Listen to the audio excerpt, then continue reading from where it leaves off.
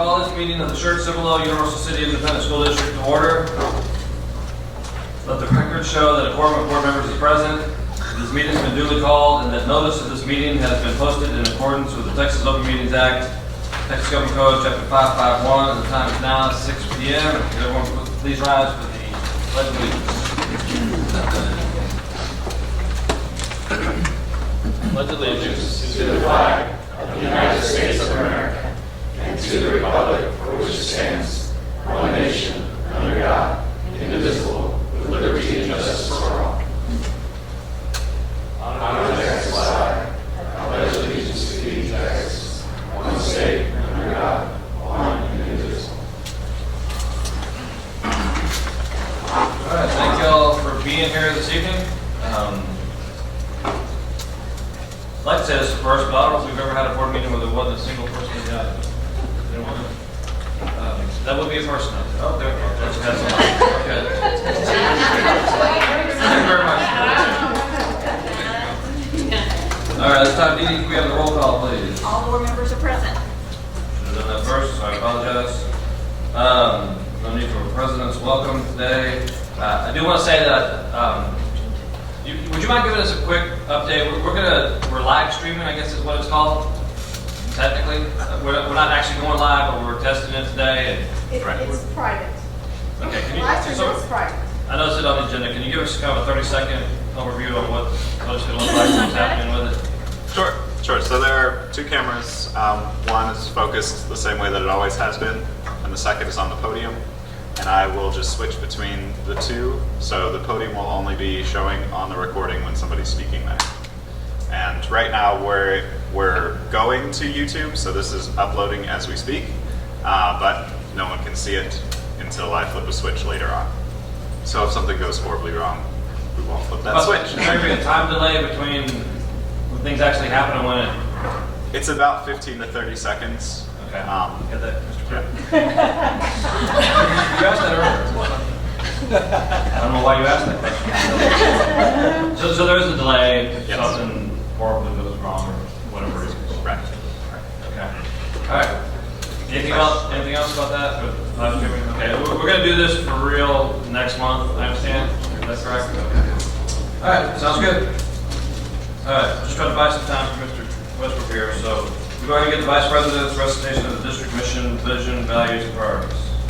Vision statement prepare every student to be a productive citizen. Values, leadership, character, commitment, service, and learning. Am I following this one? Our mission statement.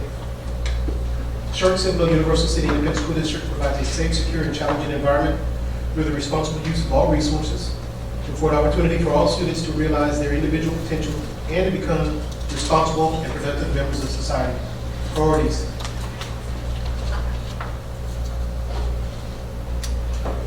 Priority number 1, high achievement for all students.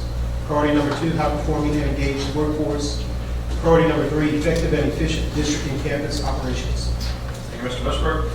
We have the board recitation of district belief statements, starting with Mr. Brewer. We believe all students have the capacity to learn and be successful. We believe a safe, secure environment is paramount to learning. And we believe living our core values of leadership, character, commitment, service, and learning result in the ability to set and achieve lifelong goals. We believe quality instruction addresses the individual needs of our students. We believe engaging, interactive, and authentic teaching creates empowered, active learners prepared for our changing world. We believe embracing technology as a relevant tool enhances learning in and beyond the classroom. We believe in a professional learning community and culture that allows time to collaborate and share best practices in order to improve continually. We believe good communication is critical to success. We believe lifelong learning enriches staff through professional development.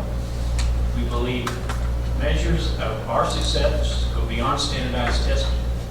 And we believe public education is defined by the local community with limited state involvement. Thank you very much, trustees. Do we have any correspondence to discuss? No? Okay. Next item is report on board advocacy. Does any trustee have anything of interest you may have attended over the past month that you'd like to share with the remainder of the board or the staff?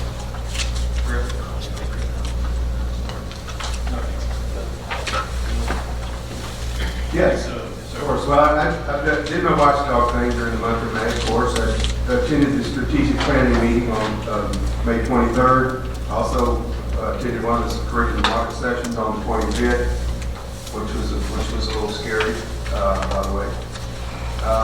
Attended the Lighthouse Leadership Program at Green Valley Elementary. It was a little daunting. I thought it was.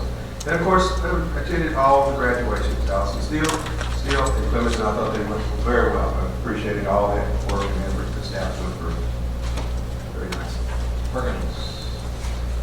I agree. I thought all 3 graduations went very well, and I was pleasantly impressed with how professional all of our graduations were. I attended the chamber meeting this morning and the Tri-County Chamber the week before, as well as the Northeast Partnership. We get a pretty good rundown at the Northeast Partnership of the chaos in Austin. It's predominantly geared towards the cities because that's most of the people at the Northeast Partnership, but we still get to hear that the politics get involved.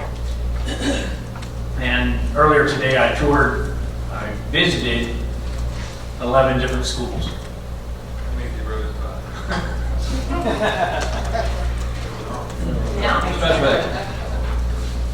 Going off the graduation, Gary and I were presenting at TASB last week, and a fellow board member from a different district, small town, came up to compliment us because his grandson graduated from Clemens, and he was there. He pulled us out, so that was nice to hear. He said, I'm just used to small town graduations that we do, but he said, when I saw the list, I thought, we're going to be here all night. And he said it was awesome to see how efficient and how nice that graduation was. So it's always nice to hear from somebody else. And then Gary and I were, and Robert and Jerry, we were all at TASB Summer Leadership Institute last week. I was there, so. How many trustees did you all present to? There were probably 300 in that room, you think, huh? 300 people in our room presenting to, so. And it's kind of similar thing. During our presentation, we met Mr.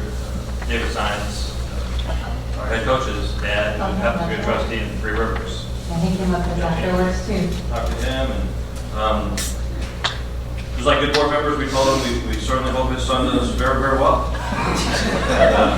He knew what I was talking about. He understands. Anything else for the last month or so, everybody? All right. Moving on. And I also, Dee, if you want to type in here, it'd be great. But I know I haven't been, but if trustees been keeping up with submitting their attendance to various events, or do we need to do a better job of getting that information to you? Well, it would be nice if everybody would submit that on some, right after. Very well said. Thank you. You're so polite. So, go ahead. Yes, sir. I was unaware of the whole process. I'm trying to be honest, but I was clicking it and adding it to my calendar. Is there a way for y'all to take it from my calendar and place it on the calendar? No. So whenever I attended an event, that was listed for, let's say, Tri-County, I would add it to my calendar. Graduation, I would add it to my calendar. So my calendar has all the events I've had, that I've attended. Is there any way for you to go in there and look at my calendar and then just transfer them over? We can't come in and look at your personal calendar. You could print out or say this week and send it to us that way and not do it. Or we could maybe build something in the board group where people could just go in and write their activities that way and not have to email them. There's so many different options. Yes, ma'am. I had a hard enough time doing that, so Trustees, I know it's a little bit of an inconvenience, but we were keeping that information for a reason, just so we can kind of see what we're doing. I know it's a shame if somebody does spend a lot of time on activities and then doesn't submit the information. It actually looks online like you don't go to anything, which we know isn't true. So that is public, right? So if somebody wants to go in there and look at it, And so I'd encourage everybody. Mr. Emmett, it's possible if you want to go back and look at your calendars and submit from January on to us, we can backdate that. Everybody okay with that? Right, thanks, Steve. All right, on to the report and discussion items. First item is report June 2017 construction update. Mr. Kruski.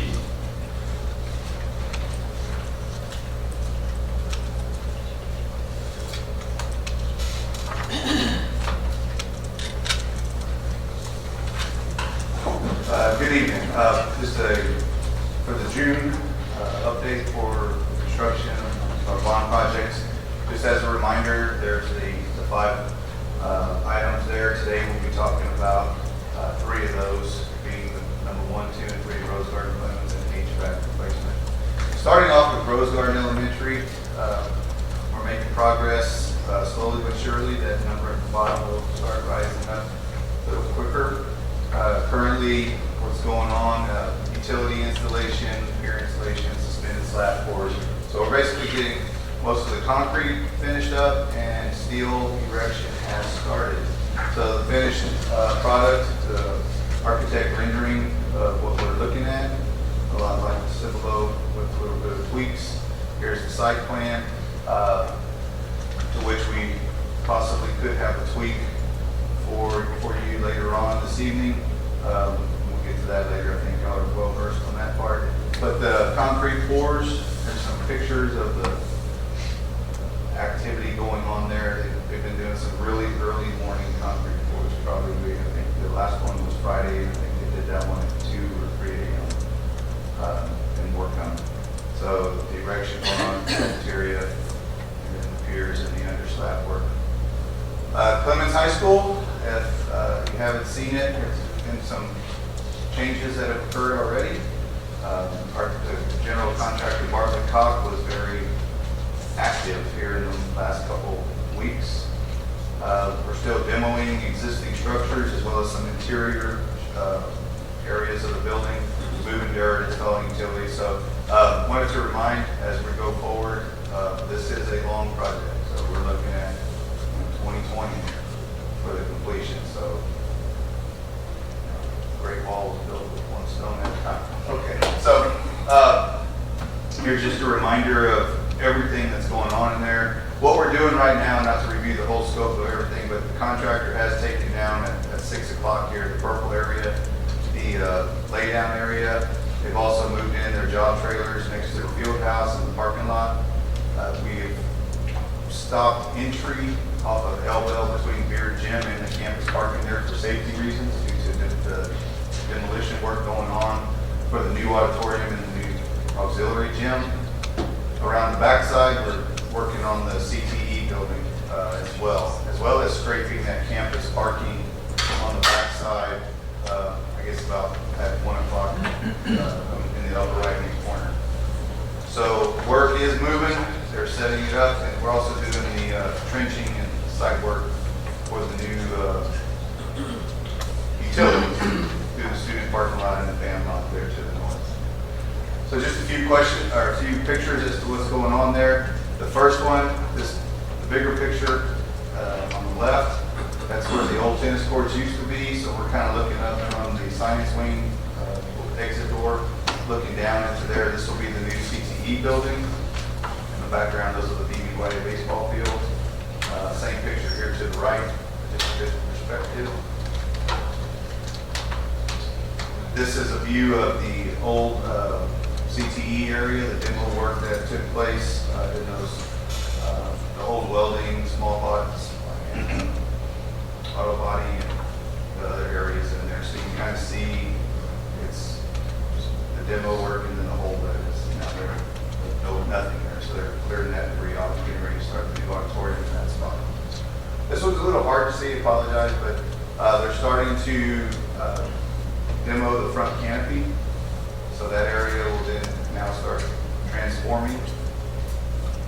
And then inside, it's a great picture, please excuse our mess, but we're doing some of the internal work to where these areas here on the upper right in the D wing, and same for in the S, but it'll be office complexes that we're bringing into the kind of like the satellite office. If you remember, those wings will have admin offices throughout. So the science wing will get this. The D wing has upstairs and downstairs.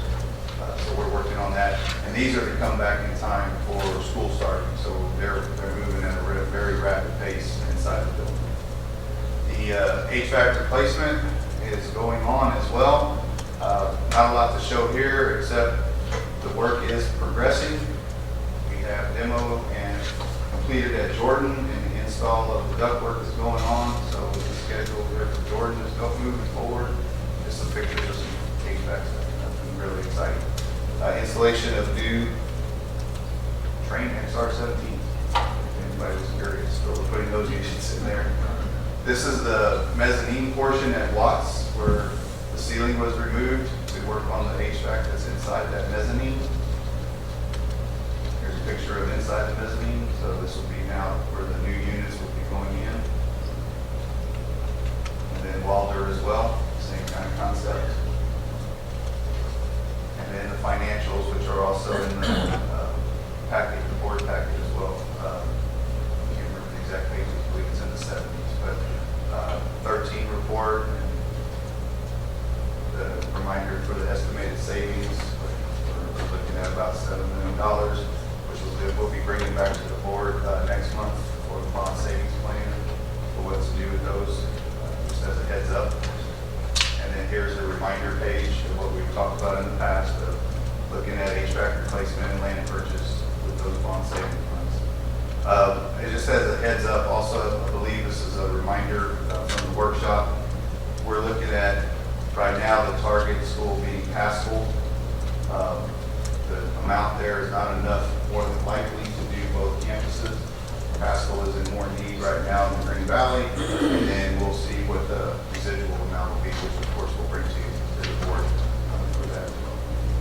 And then this is just a reminder, we still have money coming in from 06 into the City of Schertz, the Corbett Lift Station reimbursement. So there are a few little projects going on with those dollars for that line. So FYI. Any questions? Questions or comments from the board? Wayne, I got a quick question for you. Can you go all, I'm sorry, to go all of that? I think it's like your first, it's the map of Cummins with all the colors and stuff. Oh, okay. Yes, sir. Okay, yeah, thank you. The campus parking for behind the stadium, Yes, sir. where the visitors park, it stops to a point down that road. Yes, sir. Is, other than financially, is there a reason why it stopped? I mean, is there some sort of, we can't do anymore or anything like that? So if there's not, my question would be, with bond savings, it probably would be, we have to, all the board has to realize that would be a really nice thing to add to that campus, for the district stadium. So What would just you- keeping in mind, if it's the reason why you stopped because of, law or something, okay, fantastic. But It was a design, this was what we put out there in the design docs, and Right. we felt we wanted to get the bids back in first and see before we could do any kind of modification Understand. anywhere. And this area down south of that line, to be honest with you, gets real tight, and we didn't know if that was gonna be a good economies of scale for the dollars that we were getting, so we're kind of trying to take that triangle. Okay. And as we got narrow there, it was kind of like, okay, let's just hold off for a second and see what we can do. We didn't want to push the envelope too much. I understand. So I'll take into consideration, yes, sir. Right, I just think there's probably an agreement, I guess, amongst most people that says, boy, if you take that all the way down, it would make it just a better place. Yes, sir. So, okay, thank you. Wayne, what's the determining factor as far as which elementary school needs the HVAC replacement?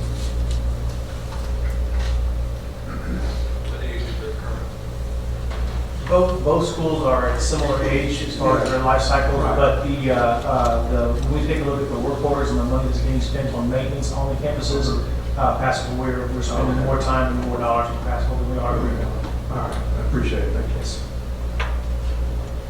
Anything further? I was just gonna say, Wayne, I've been asked a lot, just because I was at, because I have kids in school, I miss it fun. But they are so excited. I know on Facebook, we posted the picture of the first demolition and had them all say, I was at soccer camp and watched it all go down, and other people say, so I don't know if we want to give some, I don't know. I know we have the bond page that we'll go to on the regular site, but what they skim through is that social media. So, I know we don't want to show everything, but some of those that they can't see since some of it's blocked off now. So. We are, Mr. Suarez and I are working towards that on big milestones and everything else, just putting little pieces out there to say, hey, here's what's going on. That's awesome. Along the same lines, we're also using it as a communication channel during the project that will then help out the campus on certain items of, hey, this is because of the magnitude of this, there's going to be days where things happen, so we can send it out to the kids. I was thinking we also open up the can of saying, is that going to be done by X time? So, you may get all those questions too, but also I know a lot of people are excited about it.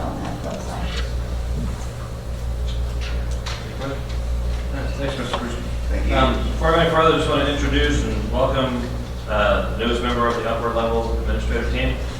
And that's our new Director of Elementary Education, Ms. Veronica Goldhorn.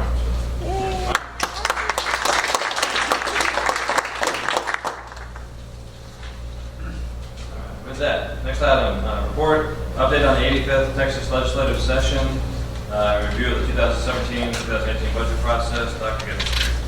Yeah, just a reminder, the other night we held a budget workshop and nothing has really changed since then in the way of just waiting this month and then potentially even the July board meeting because the special session would have just started on the 18th and that meeting is in July 25, so we would just be a weekend.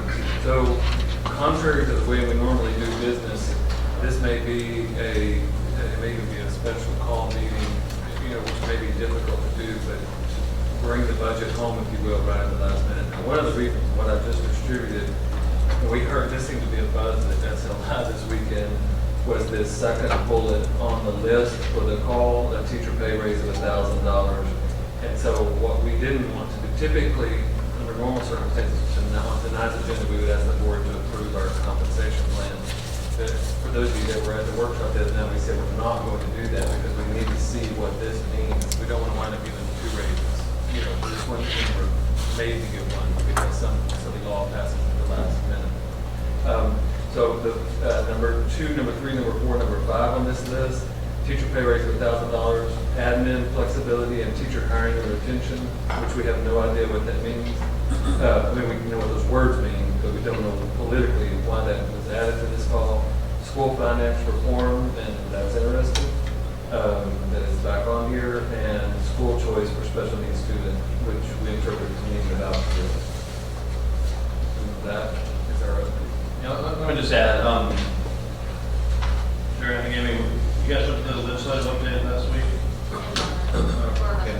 Yeah, I don't think I mentioned that earlier, but the big ticket item that night, Speaker of the House Strauss came and spoke to us, and I think it was a thing on the paper the next day, got on TV news that night, and just knowing what I know about politics, it was kind of his opportunity to lay down that he's not going to play games, I guess you could say, and almost kind of picking a fight, I guess, with the other side of the table. Oh, yeah. Even though they're all Republicans, so to speak. But my prediction based on that is probably he's going to dig in. His Lieutenant Governor, Patrick, he's going to dig in, and not a whole lot's probably going to happen. My prediction. It just seems like that, right? They're not entering it with a cooperative spirit. Okay, let's get some things done and move on. It's more of a digging in your heels and why are we even here? It's kind of a commentary. I would be interested to see what the definition of special needs students becomes if that part of it passed, because I would guarantee that the number of special needs students in the state would increase by a little bit and the legislature would not have an issue with that. Right. Even though they want to put a cap on special ed numbers now. I'm a skeptical person. So like I say, I'll just be interested in special needs. I've always been a special needs student, so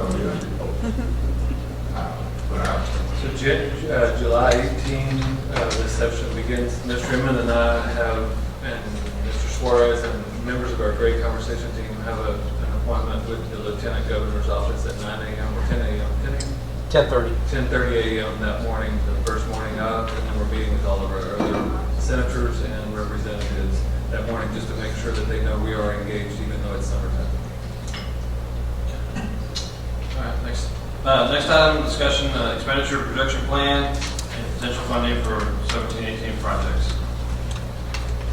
Mr. Mosley. Good evening, President and Dr. Gibson, members of the board. So this discussion item is pertaining to our district EPP.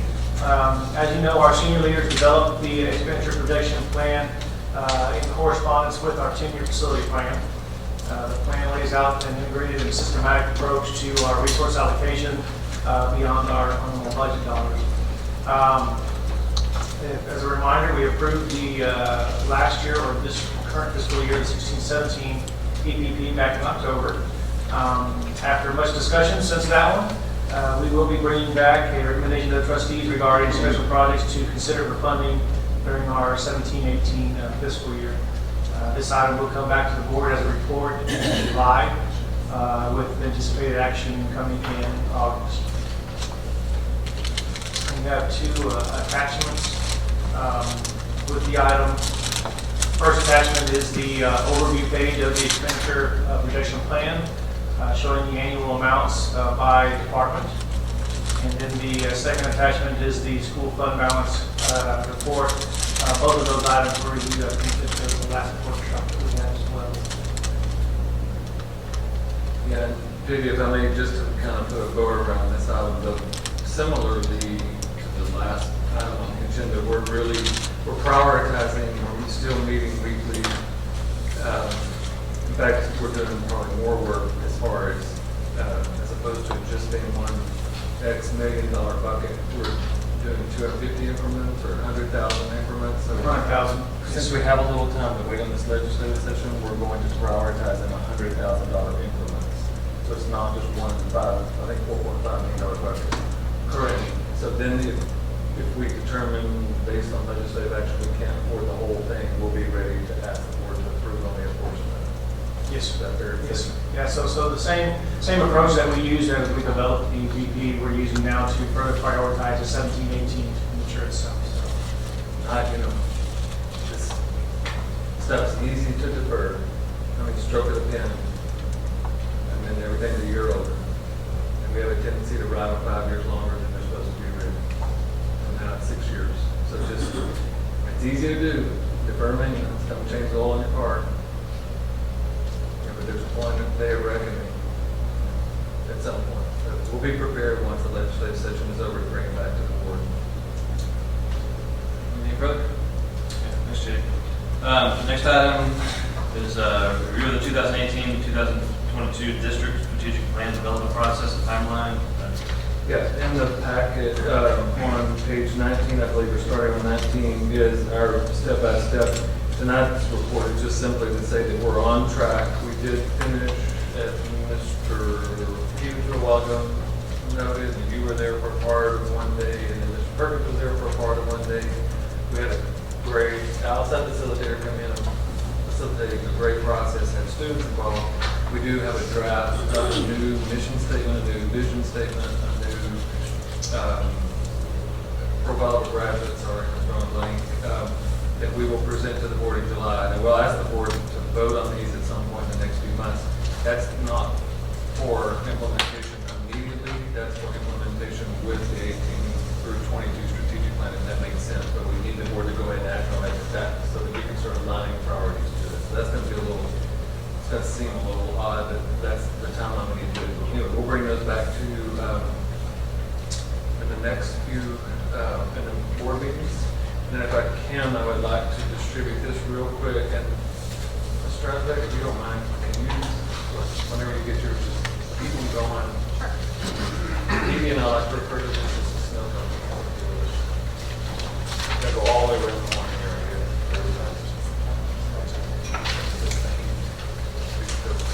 So as these are coming around, I'll kind of start talking about it, and then we're not going to belabor this very long, but as you know, we've been trying to take the 19 measurable goals down to 6 goals, and it's kind of 7 because we split SAT, and I think it's fair to do that based on the way the results came in, and they keep it that way, because that's 2 different sets of people, and it lets them see their piece of it maybe a little clearer. So 1.1, and whereas we did well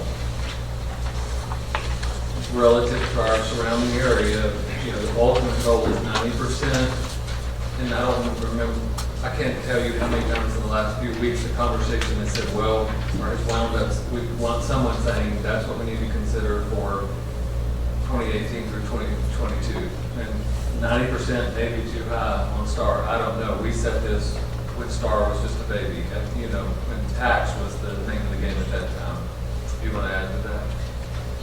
And also we talked about at the end of that strategic plan that last year we're also final phasing on the 2 for the STAR test as well. So that's going to have to be a consideration as we develop that part of it. Right. And so that there's this here's what we have right now, here's what we're planning for 17, 18, and then here's all this conversation for 18 through 22. It's all happening simultaneously. And I'll give another example straight across on 2.1. 69 is as high, right at what, as high as we've been. Charted our trend line, moving up to that. We set that goal at 80%. I think at the workshop, did not for those that were here, we didn't know about workplace dynamics data or top workplace data when we first set that goal. 80% sounded good, like, man, that's attainable. And what we realized is that's best in class all over the world. You can get an organization to 80% in your top scoring band. So not for this coming year, that's one. This is red. But for the 18 year, we may ask the board to consider something more like 72% or 74%. We'll just have a conversation about it this fall. The goal, and I'm not going to go through all these, but yellow on 3.3 because we changed the indicators. I think the staff did a really good job switching. The principals did a great job of switching to the new survey, and we liked the new survey better actually, but it was different. So it's yellow because the questions were different. It's hard to do a comparative analysis. The highest results we've ever had were the goal 1.8. Yet didn't hit what we had set as our indicator. Very proud of where we are with goal 1.10. The extracurricular, and what you see from that point on are some of the new ways we're going to do business. And I guess if y'all remember the 19 indicator scorecard that we looked at in the past, that's going away completely. We're just letting it go, and then this takes its place. So we've got strategic actions listed out, and we've got the ways that we monitor it along the way. So when you're hearing priority reports during the year, you look down at the bottom on progress monitoring, that's the data that you should be hearing. Does that make sense? So when we give you reports, those are before the end of the year, that's the data that you should be. So I want to say it this way. You're going to have more quantifiable data on those reports and maybe less talk. If that's a fair way to put it. That's the shift that we're making this year, so that you get to see the data sets. And that doesn't mean we still won't have some dialogue, and we'll be open to any question that you have, but you're going to see the data along the way. I guess that's it. That's really the highlights. I just wanted you to see this. This is a draft, and it's just you're seeing it kind of in progress. I have a question. So I know we used to have the big scorecard, like we just showed that at the workshop we did. Picture. So looking ahead of 2018 through the next one, are we going to have as many of those? We're just going to go straight to just this one? I think that's what we should do, and I think that's what the conversation we're having is that this is easier to understand. It's easier to align actions to. Are we going to go down to just these minimal goals then for the district? That's a good question. I don't know why you're asking that, but it's just interesting. We were talking about this today. So one of the thoughts, I'm going to say this, since the audience is full, I want to make sure everybody hears it at one time. One of the thoughts that's out there right now for 18 through 22 is leaving priority 3 on efficiency, where that's a separate item, and then priority 4 is parent, student, and community engagement. We get those separated, and we really focus on efficiency as a separate indicator. That's just a thought. But then the other ones, I think, are staying pretty strong. And if any board member has any strong feelings about that question, Ms. Dryzak asked, now is the time to provide feedback, because we're going to start getting that ready to bring back to the board. That concludes the report. Yes. All right, next item is for discussion, conveyance of easements at future high school property side. Mr. Rivera. President, members of the board, Dr. Dixon. As you're aware, we haven't talked about it very much, but we'll probably be talking about it more in years to come. We do own a 101-acre site not too far from I-35 and Old Weedersheim Road, also known as Cibolo Valley Drive up to a certain point. And we've been approached by our neighbor, Forbes, out of Detroit, Michigan. And he wants to improve the value of the property and install a sewer line that will go right across our property as shown in our agenda. On page 32. We actually own, there's a gap between his two properties and ours, and our property is an entrance gap for us. We can turn into right off of off Weirstown Road. So he's asking permission for an easement there, and he's also installing a sewer line up the road a bit, and asking for us to share in that cost. That's the cost for that will be for us about $12,000, and he's paying the other half. We're looking at his easement will actually benefit us. He does put that sewer line in there. It's something that we would be asking for in the future when we develop that site, so he's actually helping clear the area for us for the future. Now that's not his motivation, but it's working out for us as well. At the present time, we've got the easement drafted for the city of Schertz to take that as a utility easement, but the provisions in the local government code allows you to go to the city of Schertz or directly to the abutting property owner on either side, which just happens to be Mr. Forbes. We'll be bringing this back to the board for consideration to July as far as that document goes. Any questions on that? Matt, is it right there on Weirstown Road? Right on the corner. That's what I'm trying to read that? Right on the corner of Weirstown and Old Weirstown Road. Okay, so, Cibolo Valley Drive goes right to that point where it hits Schertz. right, so it's not the property behind us closer to 35. It's actually the little strip that goes along that, along Weirstein. Right. That kept commercial that we didn't purchase. Right, Okay. that's a section that you're looking at. He owns the other, not the whole 90 acres that's abutting 35. He wants to develop that plus that frontage on Weirstein Road. And that little cutout's our frontage, or our cut through to get to the road. Right. Okay. Okay. That's what we're talking about. Great, thank you. Okay. Thanks, Matt. Next item for discussion, solicitation for fresh produce for Child Nutrition Services. Mr. Cornell here. I said, there's our policies, we have another appointment, and it's a holiday long overdue. So, going back to the solicitation for Child Nutrition Services, the purpose of this solicitation is to provide an agreement with terms and conditions that we can use to access multiple fresh produce vendors. And it'll be used as part of the Child Nutrition Department's weekly quotes that they get for all their fresh produce. They currently use a contract at the Texas 20, Region 2013 Purchase Cooperative. However, they don't have the number and the quantity or quality of the produce vendors our department would like to have for our students. So they'd like to go out on the street and see if we can put it out without the market. Produce market. Any questions on this side? Seeing none, next item is discussion and resolution for interlocal agreement with the University of Texas at Austin. Dr. Wood.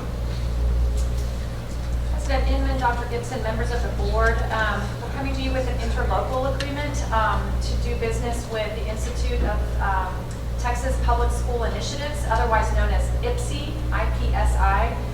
This is a professional development group that has been in practice since 2004. They've done quite a bit of work for the state of Texas, but also several service centers, including Region 20, our local service center here. We've been working with them for the standards-based planning training and professional development for our upcoming SCUC. The contract we have with them is approaching close to $50,000, and we would like to engage their services for the upcoming school year.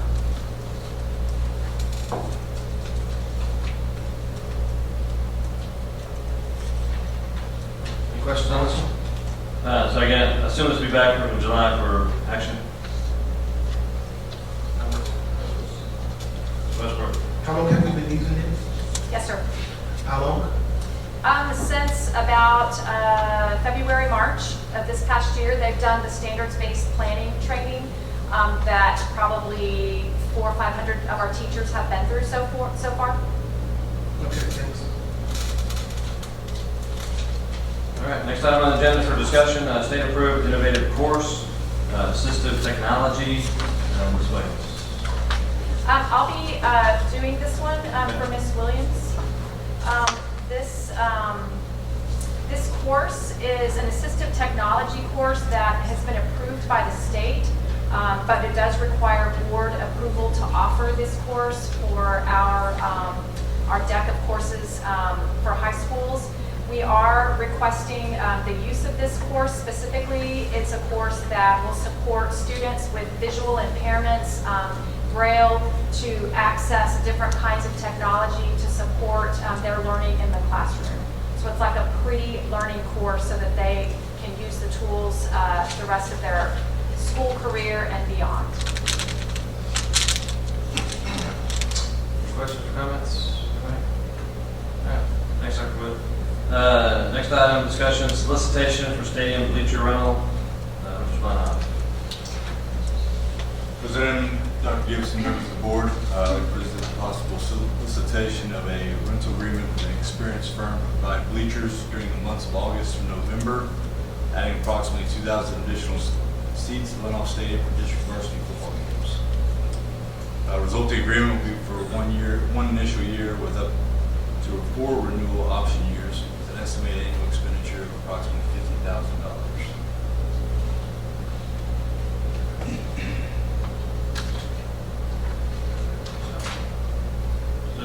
Basically the same layout, the same cost and everything as last year?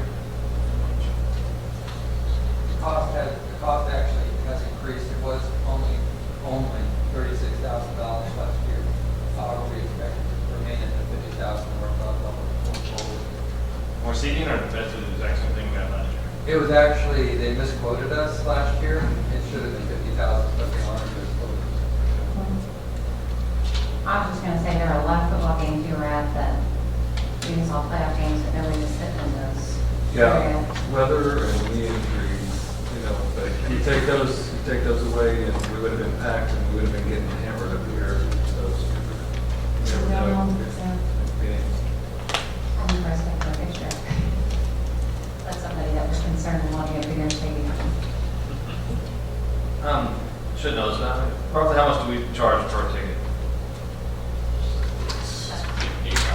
$8, 10 at the gate. So this adds additional capacity of up to 2,000 seats? We're going to jam to 2,000. We don't get that money, do we? Do we get the gate? I thought UIL got it. No, we get it? Okay, I didn't know. Oh, did they? Okay. Yeah, UIL gets a percentage. Okay, so we get all the ticket sales. Yes, sir. Okay, I was close enough. I mean, so that'll make up to some extent. The more we load up the stadium, the more money we get back. If we sell it to them, we'll throw that up. Knowing that we can't control weather and knee injuries. So if each of us in this room sells 50 tickets. How many seats are current stadium full? Our current stadium, Roughly.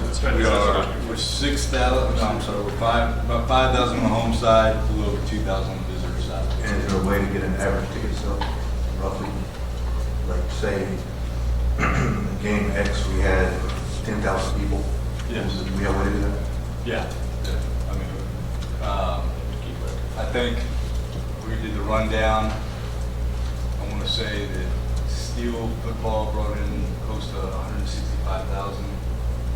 I guess the question is just piggyback on what she said.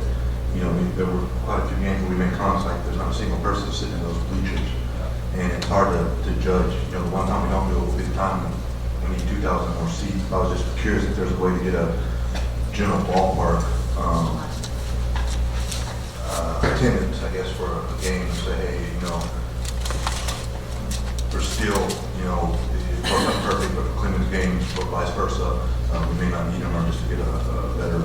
Looking at it, it's probably is it 5 to 6 games, really, is the And I guess that's my possibly using.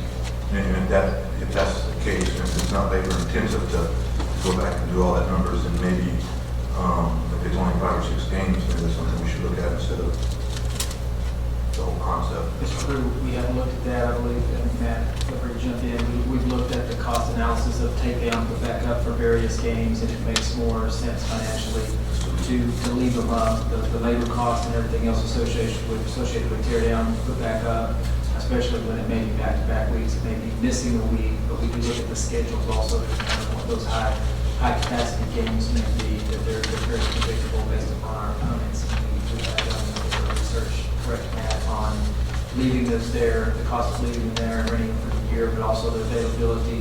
If we don't, then it's more cost advantageous to do that, but we may lose them when we would need them if we're not doing that as well. So I think that gets to, does that get to the question that you were asking? 2 years ago, 2 years ago, it was perfect. I mean, executed perfect. Last year, it stopped. We lost money. So, I mean, we want to roll the dice next year, go Yeah, put you them know, out. And if you go to any high school stadium in the state of Texas, and it just depends on the product, and a lot of times you can't control the product on the other side. yeah, the thing And what's that's, amazing to me is some of the larger high schools that we play bring less people, and then we are. And of course, I know travel's involved, but like weather had a lot to do with it. A couple of injuries here and there had a lot to do with it. But you also have to factor in postseason, that if we don't have those things, a lot of schools will not want to rent our stadium for postseason play. And you make money off of that.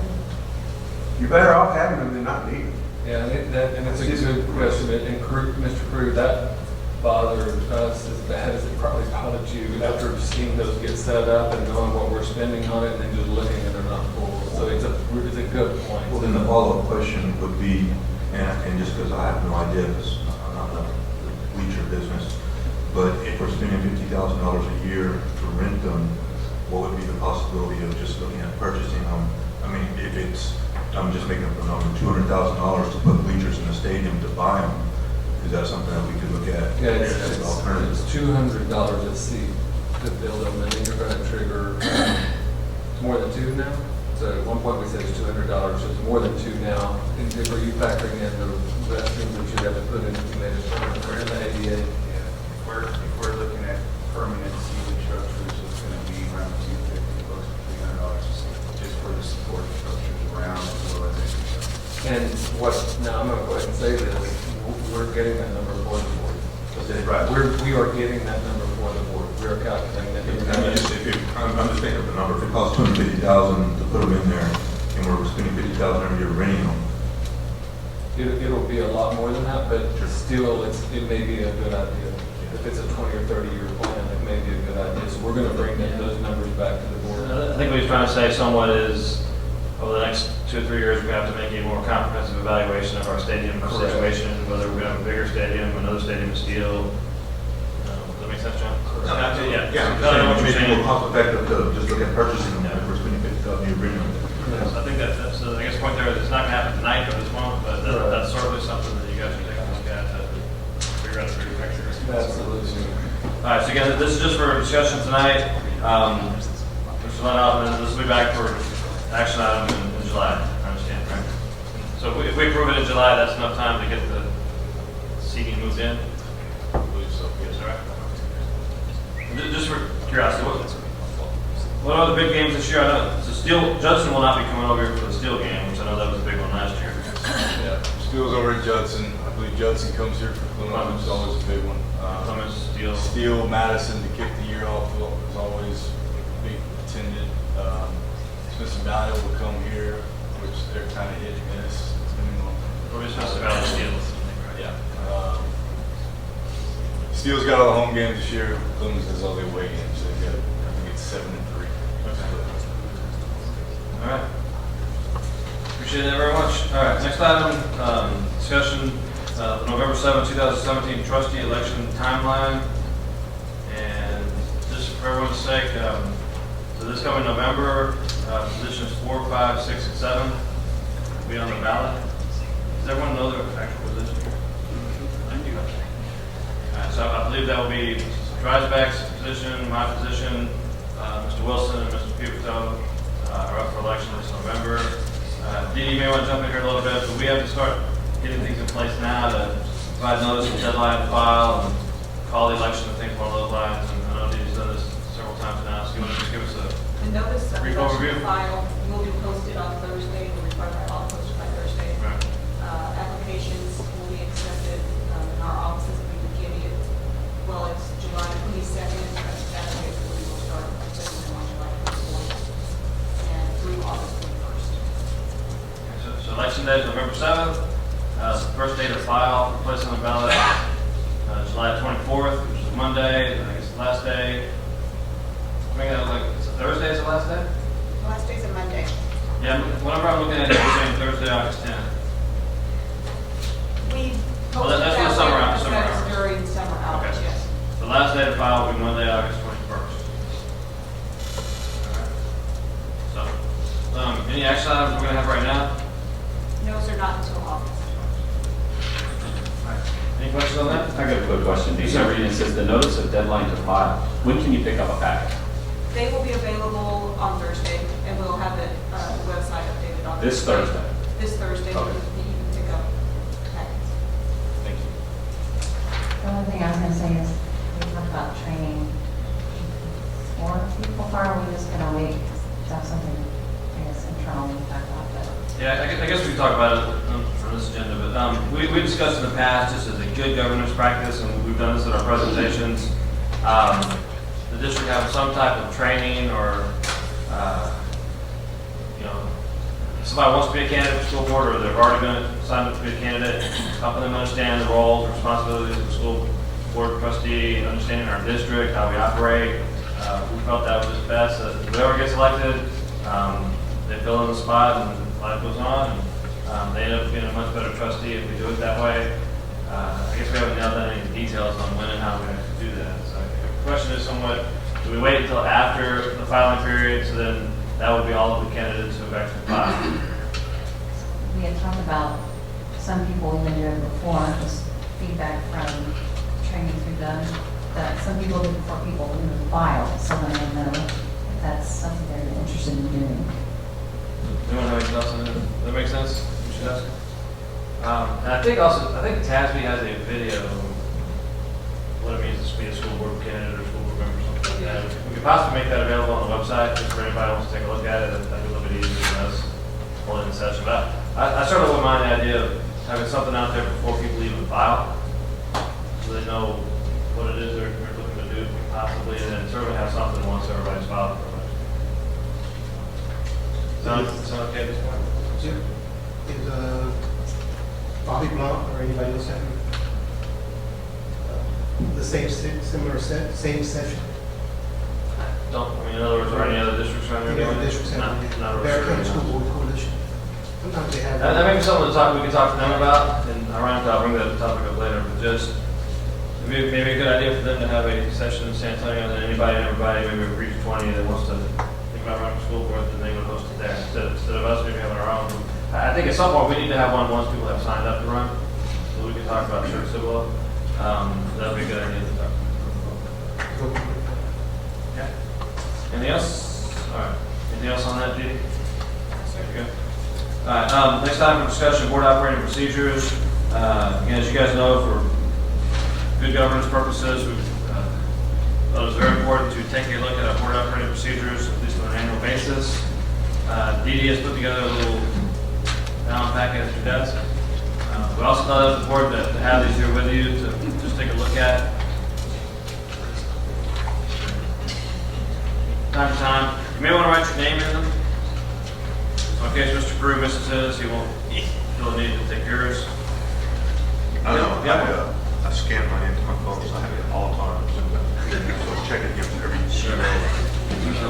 All right, anyways, this is just for discussion, but just want to let you guys know, take this month to review this, scan over and whatnot, and if there are any ideas that you have or questions about why it's this way or something you'd like to see possibly changed, here over the course of the next month, we can put that on the July agenda.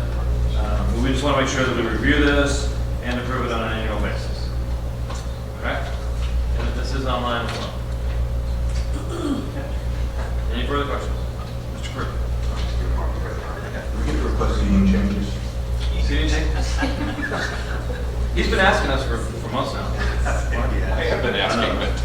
All right, now, A little bit helpful. next item, discussion, board consideration, consensus on discussion items eligible for action next month. And get you back up here, but it looks like we're having number 5, 6, 7, 8. Looks like we're having number 9. And do we have anything further on the election, Didi, for next month? Not in July. No, okay. So 5 through 9, skip 10, and then number 11, we would have for action at July 4th. Everyone okay with that? And as always, if you have any questions in the meantime, you can contact me, Dr. Gibson, or the staff, if any issues come up in the meantime. So 3 will not be brought up in July for action. Because we're waiting until the legislature. Okay, all right. Good question, but we're gonna wait. Oh, good point. So, as of right now, it's a 30-day session, correct? So that ends on what day? It's 18th, August 18th. Whatever it is. So that's maybe after our August meeting, right? Or- It'll be after the July meeting, and it should be before the August, I think. So it may be September before we come back and get this thing, these things, we'll figure out what we're gonna Makes sense, Mark? do. Yes. Good. Sir? I just want to clarify on the bleachers. I'm not asking for anything before next month or anything like that. I'm just asking long-term. Some of the questions that I asked is just the feasibility of looking at purchasing versus renting stuff, but I'm not asking for anything additional before it goes to consider. Yeah, we appreciate that. And I think too, just one off, I think you guys, we all hear from the community about our stadium, and do we need a bigger stadium, another stadium, and we hear that kind of stuff all the time, and you guys probably do too. So I've talked to Dr. Gibson about, we just need to start thinking ahead of schedule and what all that's going to look like years down the road. So that's in the works as well. Okay. All right, this time we got the consent agenda. Get started on page 50. It's my understanding we're going to pull agenda item 1I. Yeah, yes, Mr. Chairman, we sent out an additional communication last night. We did not get the information until today related to that item.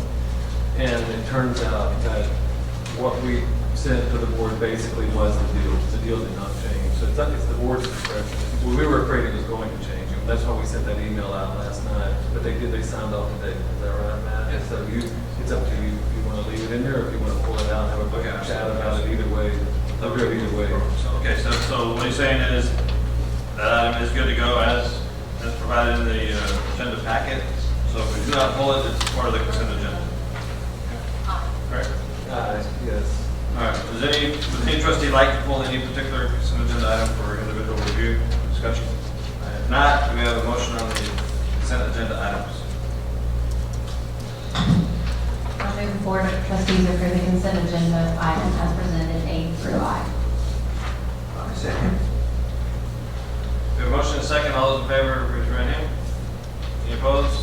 Okay, motion passes unanimously 7-0. All right, other action items, a request for board approval, new positions for school year 2017-2018. Ms. Cantor.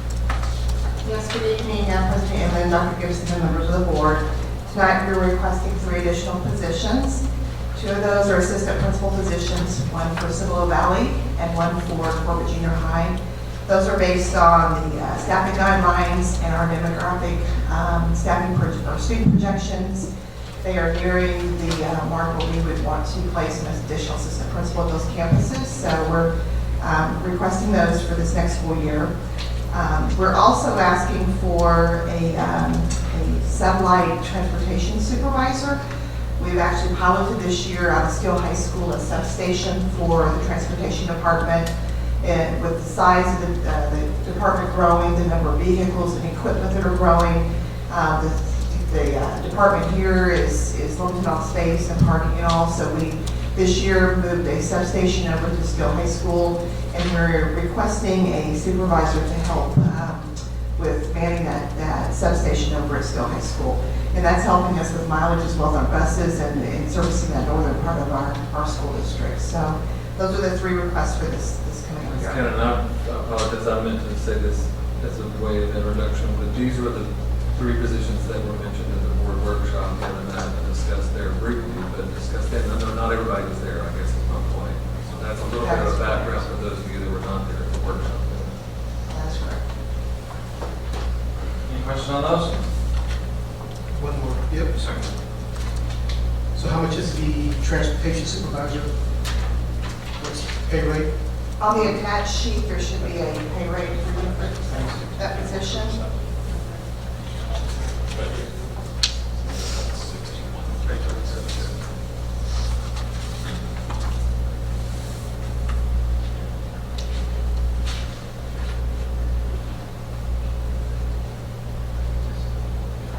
It's $66,000. Thank you. All right, any further questions? If not, do we have a motion on this item? Mr. President, I move the Board of Trustees approve the attached new position list for 2017-2018 school year as presented on page 137. I second. All right, we have a motion and a second. Any further discussion or comments? Seeing none, all those in favor, raise your right hand. Any opposed, same sign. Motion passes unanimously 7-0. Next item is request for board approval, budget amendment number 7, general operating budget, additional funds for tax appraisal services. Ms. Malone. Yes, Mr. Chairman, Dr. Gibson, members of the board, the 2016-17 budget allocation for the Guadalupe Appraisal District is more than anticipated. We usually get a refund from them around this time. We did not receive such a refund yet, and so the budget amendment is to, we didn't have enough in Function 99, so we need to make an amendment so that we're able to make that payment August 1st. You're just moving it between function, From 41, so from 41 to function. Function 41 to Function. The board approves the budget at the fund function level, so in order to make that transaction, we need board approval. You're not sounding ignorant, but what exactly is this for? It's to pay the fees for the appraisal district. So, I didn't know this. The appraisal district charges us to do appraisal? Yes. Or we pay some percentage based on the valuation in the district or something? Yes. Yes, that's exactly right. Okay, you want to Yes. talk about that? Yes, they, you know, it's a taxing authority, basically, so whatever they collect for us, we pay a certain fee for, okay? But like Paige said, was they will give back a refund on any money that they didn't spend. So they have a budget. The budget was $100,000, they only spent 95, then $5,000 gets sent back to the taxing authorities based on their percentage of what goes in. So we are the highest collection, so we would get the highest percentage of that 5,000. So after the motion, I was going to ask Paige, you know, why are they late? Because they've never been late. I was on there for 4 years, and they are on time, and they are not late. Right. We have, and the reason we're bringing this is we want to be able to make that. You sure understand? Yes. And we still could see it, and I can bring that back to you. Yes, and you, That happens. we probably need to ask them why. You know, because they're not that kind of organization to be late on stuff. Well, I guess after you left, it fell apart. I think you, Doctor. Well, Mr. Finley is up there representing us. Email them and ask, or tell them that if the board does approve it, it's not about not paying, but we just want to know what is that what you're asking? Yes, that would be my question, is why are you late in determining? But then, like anything else, it might be because of legislature issues, you know, because of the way they do things. We should ask the question, why are you late, and why are we having to pay? You know, they may have overexceeded their budget, which then they have to come back to the taxing authority and say, oh, sorry, we need more money. But we need to ask a question. We'll ask them for an explanation, put it in the board update. Should have done this earlier, but do we have a motion on this? Yes, Mr. President, I move that the Board of Trustees approve budget amendment number 7 for additional funds for tax appraisal services as presented. I second. Motion and second. Any further discussion or questions? Seeing none, all those in favor, please raise your right hand. Any opposed, same sign. Motion passes unanimously. All right, next item is request for board action, SCUCISD board resolutions to be included in the TASB 2016-2018 advocacy agenda. Again, I believe that starts on page 140. We just have 4 resolutions here, and I'll just kind of read this off basically. The first one is that the resolution is TASB supports the following position: increase state support for school facilities funding. The second one is TASB opposes the following position: charter school facility funding. Next one is TASB supports the following position: fund and increase the appropriation for the new instructional facilities allotment. And the last one is TASB opposes the following position. Any legislation that curtails current tax ratification, TRE, bond election dates from current law, increases ballot language requirements, or creates additional requirements for voter-approved TRE and bond elections, such as voter turnout thresholds. And again, I know these are not necessarily unique to our district. It's just more of these resolutions TASB gets, the higher likelihood that these become part of the advocacy agenda, so to speak, if they then take the legislature during the next legislative session. So, and this is all going to get vetted by the what's called the LAC, Legislative Advisory Committee, as well as the TASB board this summer. Westbrook will be a part of that. Any questions on these? All right, motion on this item? Mr. President, I move the Board of Trustees approve the attached board advocacy resolutions to be submitted to TASB Resolutions Committee for inclusion in the TASB 2016-2018 advocacy agenda. I second that motion. All right, motion and a second. Any further discussion? Yeah, I got a question. Yes, sir. The resolution regarding the charter school facility funding. Are we not wanting to open up a charter school? Yeah, that's a good question. So we may want to make sure that the Fast Growth School Coalition, before they make their final submission, makes it clear that we're talking about non-public, or non-traditional public school charter schools. And the rationale there is, the existing debt allotment hasn't been changed since 1990 something, whatever. And so in addition to not paying for that, now you're drawing more of what few resources there are for public schools to go into public charter schools. But that's a really good.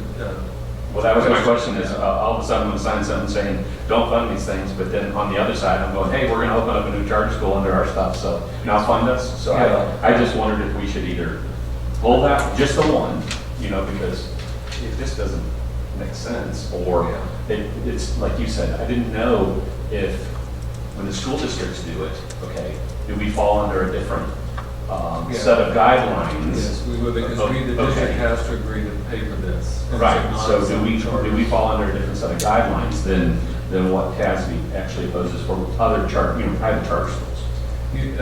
My understanding is the latter. I've got a lot of concern about the other ones. I don't have a lot of. I don't really care about this one. I understand. No, so if the board agrees with Mr. Wilson, I would say just leave that one. No, I'm not. I'm just saying, just kind of, again, it just looks like we're going to sign a resolution saying, hey, don't fund these things, and then we turn around and go, hey, by the way, we want to start opening them. So right now we have a motion on the table with a second to support all four of these. If you want to make a motion, we can do that. Whatever the board pleases. I just wanted to throw that.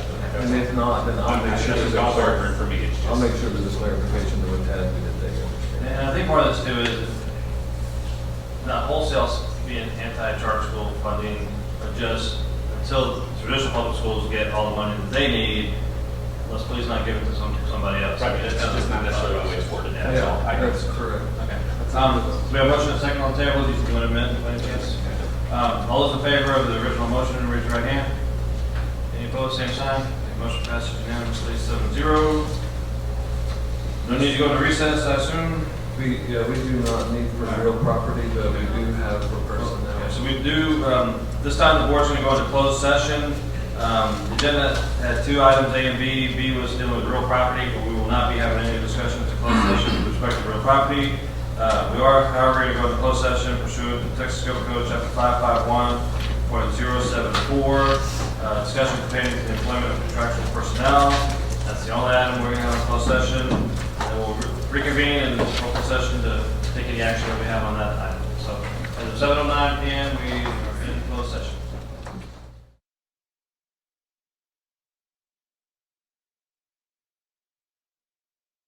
That's what you come back later when you see them. The board is reconvened in open session, 7:32 Okay, he's also p.m. Dr. Wood, so I'll get. We discussed in closed session related to personnel, and we do have one action item to complete. Request for board action, employment of contractual personnel. Ms. Cannon, anything further? Do we have a motion on this item? Mr. President, I move the Board of Trustees approve the employment list as presented of contractual personnel for the 2017-2018 school year. Second. Any further discussion? Seeing none. All those in favor, please raise your right hand. Any opposed, same sign. Motion passes unanimously 7-0. Okay, just, Mr. Pipito may be getting the master calendar up and running. One thing. There is no such thing. One let everybody know, Go Public is having, what Go Public is doing now, they're, I think every 3 to 4 months, trying to meet at a different school district that invites them to come out. So it gives an opportunity for board members to go to different board meetings all across the city. Just learn about the culture of that district and how they operate. It's kind of interesting to just see how different districts do things. But I don't know if we've got that information here previously, but the meeting tomorrow night is at Harlandale. Just email me or call me outside of this meeting, I'll give you the details. So it's Harlandale tomorrow night. If anybody wanted to go, it'd be nice to have somebody in town, quite honestly. They usually have a meal and some other things. I thought about inviting everybody out here. The only problem is we're going to have a 6 o'clock meeting. Usually Go Public tries to meet, say, at 5:30 or so. I just think it'd be a nightmare for most people to come out this way, do the work, and they're having to go with the traffic to get here. Kind of a situation as opposed to if we're going against traffic, or meeting downtown or something like that. So, let me know if you guys want to at some point maybe extend an invitation for them to come to our district. But logistically, it seems from a travel standpoint, maybe a little bit tough. So,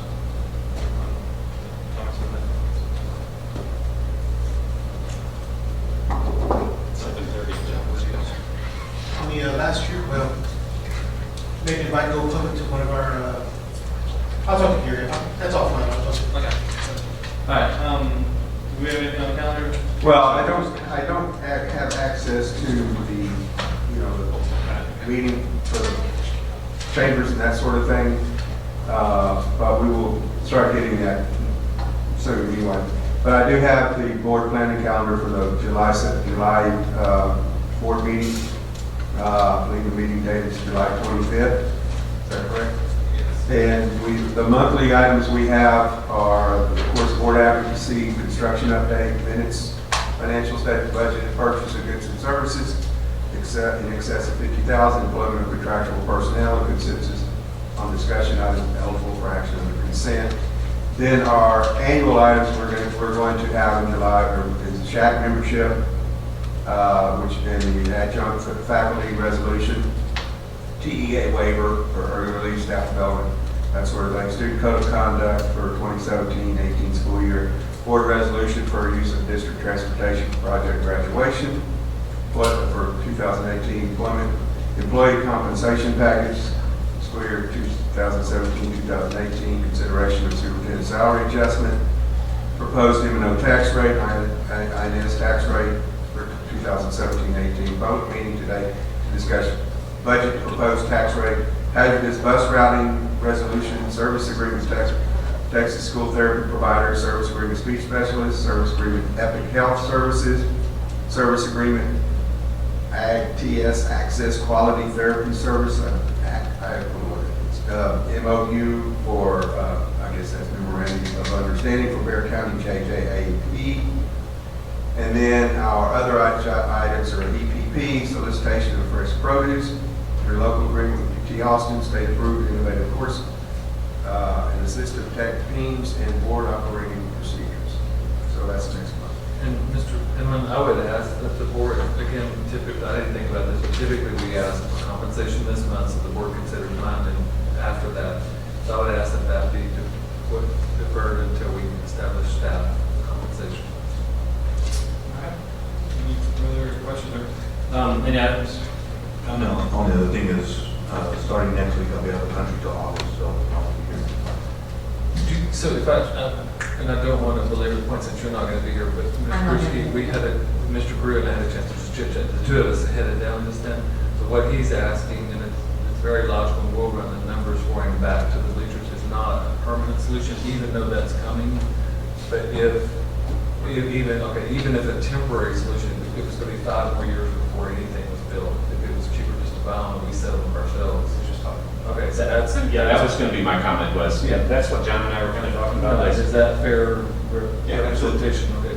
Yeah, with the understanding that long-term we'll have permanent Right. things, but in the meantime, if we could buy those exact same bleachers hypothetically for $220,000 for the next 5 years, and we're gonna pay $250,000 to rent them, just makes sense to buy them, and we could always move them to soccer fields or whatever else, should we need them, but just a thought. Yeah, so the total cost of ownership of that would be the labor that it takes to, that. JD's not here, so hey, it's easy. JD's not here. So this is a perfect time to do it. Yeah, that's right. Anyway, I wanted to circle back around. Thank you for clarifying. And, well, I was just saying, I won't be here, I'll be traveling for work in July, so I'll be that meeting as well. We don't have July 18th meeting, Yes, my no. 18th? Yes, that's the call meeting in July. Okay, I won't be here for the July 18th meeting. If we have one for the 25th, I will be here. You will be here on the 25th. 25th, I'll be here, not on the 18th, though. We may have a level 3, is that right, on that night? And then the topic, help me remember, is it strategic plan update? Is that what we're going to give us the data that we have, that we didn't have earlier in the year? What was the, I can ask, when's the update for health insurance? Like the cost, if there's any raise or cost or? I think we put it in the board update, but we can send a separate email out, and it's about 9% or so. It's going up 9%? Yeah, which that's the industry, we're ag industry increase. About roughly how much? Well, it depends on their policy, right? Right. We're enrollment is on right now, but Linda can, tomorrow, if y'all can just forward it to me, I'll push it to the boards, just so you can take a look at the rates for the different plans. Okay. And I think you have a side by side, right? I decided, yes, I was side by side for each of the plans and took these off over the health insurance. That's gonna go up 9%, And their so costs. before and after? I'm sorry? The cost before and after, 9%, okay. Well, 9% is an average. Is an average. It's an average, depends on which plan you, some of them are lower than that, so. TRA is We have a side by side shift what they paid last year compared to this year. for the same thing. And TRS active care is about a 10% increase, and then what we're hearing, all the partially self-funded in the area, it's about a 10% increase. So we seem to be right up with the markets. I mean, there's nothing we can do about it, but every now and then I hear a comment about it's in a race, whether their, their raise outpaces the cost of insurance and who's winning, who's losing. So, Well, unfortunately, once again, with a 2% raise appearing like all we can afford, it's going to be about a net zero. For some, depending on what they choose. I can tell you, knock on wood, I'm going with a high deductible plan now. I'm paying $25 a month, or what is it now? It's about 50. $50 a month for health insurance right now. But I have to keep $8,000 in the bank to move up the deductible. Yeah, and that's kind of the game now. I can tell you as a member of TRS board, where active care is going and care for retirees, and the care of the retirees do not like this, not ones over 65, but ones before. The gap years. Right, the gap years, to have to, on a retired income, build up $8,000 is hard. If that makes sense. And so they're having to go to that, and I get it. I mean, it's frustrating to them. It's just hard that you're on a fixed income anyway, inflation's going up, your numbers staying the same, and then you've got to go save $5,000. That's why we're trying to encourage people, employees now to get an HSA. That's why you- Trying to build that because they can get in retirement. You'll see a lot of them are going to start using that home versus mortgage sector. You're right. And That's it's, the only asset they have. That's exactly paid off. Unfortunately, that's exactly right, and what we're preparing for right now is for teachers to work longer. And so, which is at a higher cost, that's not a good or a bad thing instructionally, I mean, it just is what it is, but it's just a higher cost, that's a reality.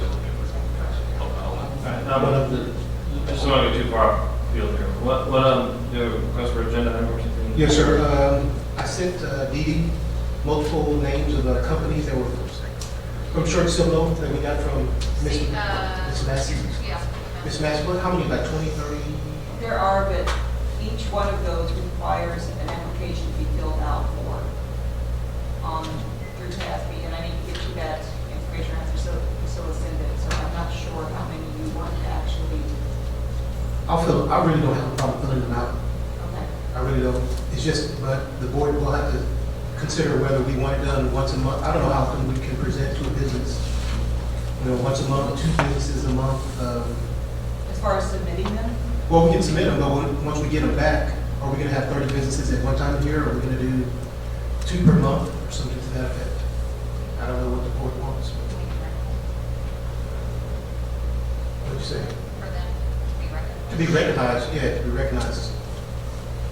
I mean, we have 30, let's just say we receive 30 packets tomorrow. Are we gonna invite all 30 businesses to one meeting? Or are we gonna, We would put, I really don't know that the board's. Well, it depends on the month. We can get 30 done in the next 3 months. Yeah. But we can't in April, May, and June, or March, April, May. So if it's off of our student ones, we can put that in. Right. And there's some time in the fall, there's a couple of meetings in the fall that it's a little light on student recognition, that we could work them in then. all right, fair enough. And that would be a good time to get them done, actually. Yes, sir. Anything further? All right, so our next meeting is? The 18th of July. July 18th.